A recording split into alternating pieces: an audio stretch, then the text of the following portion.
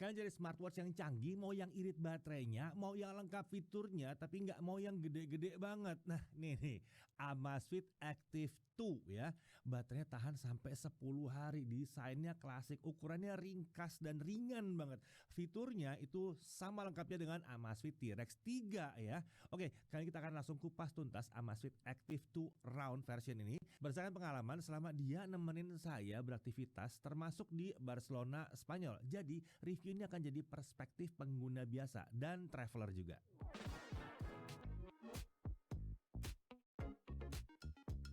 Ya, Amazfit Active 2 Round ini saya pakai selama di MWC 2025 di Barcelona. Nah, saya ada di Barcelona selama kurang lebih 1 minggu ya. Nah, smartwatch ini dijanjikan oleh Amazfit bisa tahan 10 hari dalam sekali isi ulang penuh baterainya ya untuk pakai normal. Nah, nanti kita lihat apakah emang bisa tahan segitu. Dan sekali kita bahas ya, kenapa saya nyaris kehilangan chargernya. Oke, sebelum kita bahas semua itu, kita lihat dulu isi paket penjualan dari smartwatch ini. Tentunya ada smartwatchnya lengkap dengan strap standar yang lebar 20 mm, lalu ada magnetic charging base dengan port USB-C dan ada paket dokumennya. Udah, itu aja. Nggak terlalu banyak isinya kok, ya sederhana aja.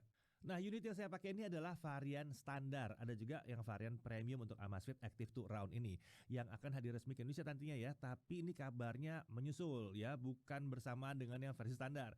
Bedanya kalau yang versi premium itu pakai sapphire glass untuk durabilitas ekstra serta hadir dengan black leather strap dan bonus silikon sport strap. Sementara untuk yang versi standar yang kita pakai ini, yang kita tes ini pakai silikon sport strap warna hitam yang dilengkapi dengan quick release. Tentunya strap ini bisa diganti dengan mudah pakai strap lain yang ukurannya 20 mm. Kalau pengen strap warna lain, Amazfit nanti akan menyediakan strap silikon dengan 5 warna serta ada strap kulit juga yang dijual terpisah. Nah, untuk unit smartwatch sendiri ini warnanya adalah silver atau abu-abu metalik seperti ini ya. Nah, bodi smartwatch ini pakai case dari stainless steel dengan polymer middle frame. Untuk dimensi bodinya adalah 43,9 x 43,9 x 9,9 mm. Jadi bisa dibilang ini jam ukuran 44 lah ya. Nah, sementara bobotnya tanpa strap ada di 29,5 gram. Ini enteng banget. Desainnya menggunakan gaya classic timepiece dengan bentuk dasar lingkaran. Ada 2 tombol pengoperasian yang ditempatkan di sebelah kanan. Tingkat ketahanan airnya itu sampai 5 atm atau 5 atmosfer, jadi bisa dibawa masuk dalam air sampai kedalaman 50 meter ya. Nah, untuk layarnya ini memiliki ukuran 1,32 inci dengan panel AMOLED. Resolusinya adalah 466 x 466 pixel.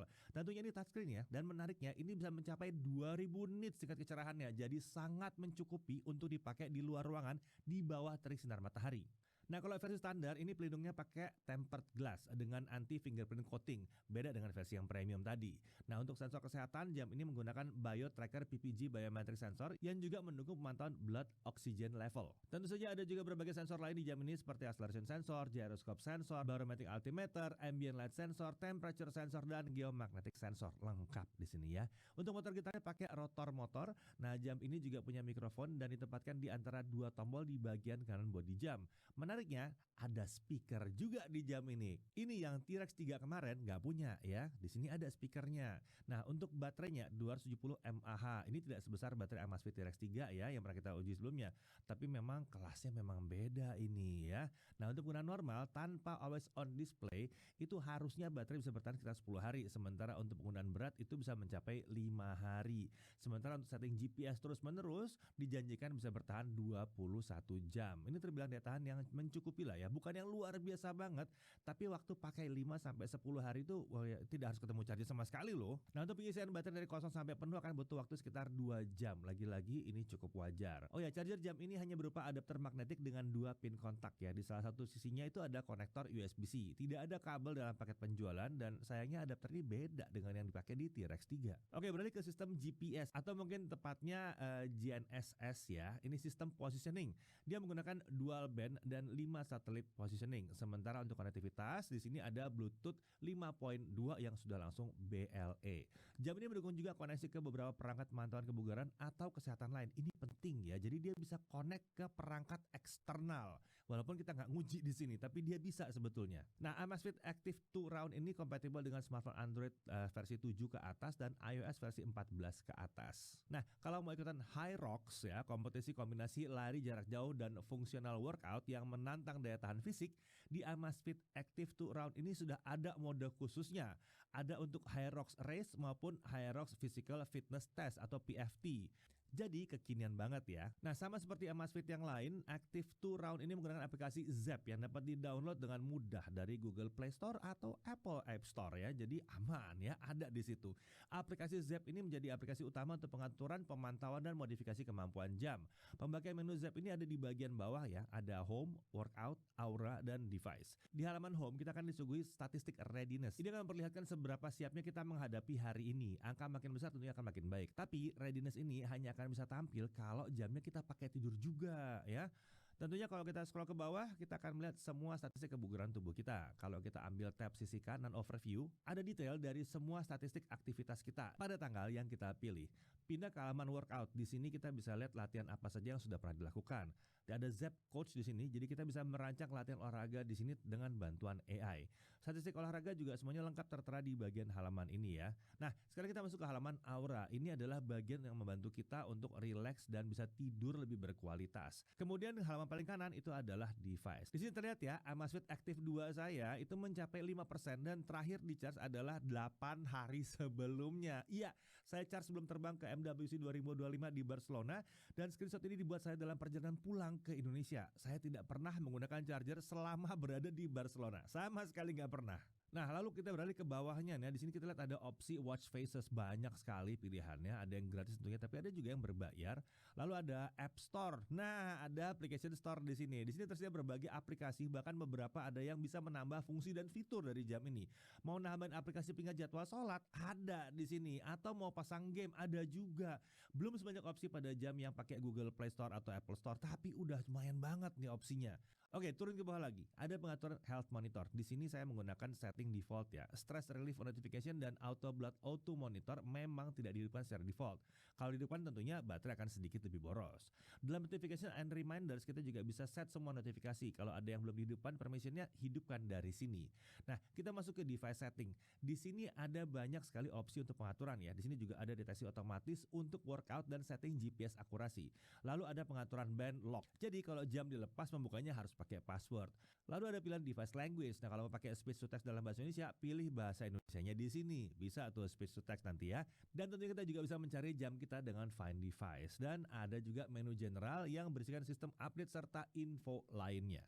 Oke, dalam penggunaan smartwatch ini terasa sangat nyaman saat dipakai dan sangat ringan. Tapi ringan ini bukan berarti jamnya murahan ya, sama sekali tidak. Secara penampilan ini berkelas banget, bukan jam yang berukuran besar yang seperti minta dilihat banyak orang gitu ya. Ya, ini adalah smartwatch fungsional dengan tampilan yang klasik ya. Dimensinya mungil dan di awal terasa aneh di pergelangan tangan saya yang besar dan terbiasa pakai jam-jam berukuran besar. Tapi lucunya, seiring dengan waktu, saya merasa terbiasa dan bahkan merasa nyaman. Yang jelas, jam ini tidak mengganggu saat saya pakai kemeja lengan panjang. Gampang ngancingnya. Nah, menu di jam ini mulus lancar juga. Secara umum navigasi menu di jam ini tidak terasa patah-patah atau stuttering sama sekali. Getaran saat ada notifikasi juga terasa kuat tapi berkelas rasanya. Bukan yang kasar seperti di beberapa sportswatch yang lain. Lalu layar jam ini terbilang terang ya. Saat digunakan di luar ruangan pun tampilan layar tuh masih kelihatan terang banget. Nah, oke, kalau kita mau olahraga, nih cara pemantauan olahraga itu kita mulai dengan tekan tombol workout atau tombol yang bawah. Pilih jenis olahraga, lalu sebelum mulai kita bisa melakukan beberapa pengaturan terlebih dahulu dengan swipe ke atas. Nah, nanti hasil latihan bisa ditemukan dalam kolom workout di aplikasi Zepp. Detailnya ada semua di situ.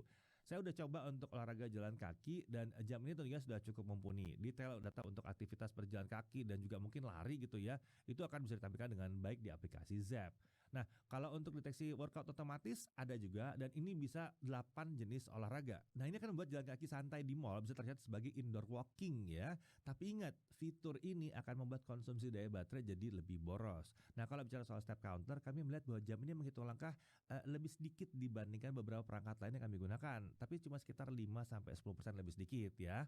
Ini masih jauh lebih baik dibandingkan yang T-Rex 3 kemarin. Lanjut lagi seperti biasa, kami juga akan mencoba jam ini bersama Coach Livia untuk berenang ya. Dalam pengujian kali ini kita tidak menemukan masalah terhadap ketahanan air sama sekali. Statistik renang terlihat cukup detail di sini, tapi memang untuk visibilitas yang baik kita harus ubah ke orientasi horizontal dulu biar bisa lihat ya. Masalahnya memang di sini deteksi gayanya sering salah. Lucunya untuk lompatan tidak ada masalah, tapi untuk deteksi gaya itu sering miss gayanya. Untungnya untuk jarak dan kecepatannya itu benar semua. Nah, ketahanan jam ini memang ada di 5 ATM ya, tapi ini bukan berarti 50 meter itu bisa untuk diajak free diving. Ini bukan sama seperti yang T-Rex 3 ya. Jadi, ya diajak berenang oke, tapi jangan untuk diving dulu deh. Nah, beralih ke fitur pemantauan kesehatan. Untuk deteksi tidur secara konsisten kami menemukan bahwa Amazfit Active 2 Round ini cukup mirip dengan beberapa perangkat lain yang kami gunakan.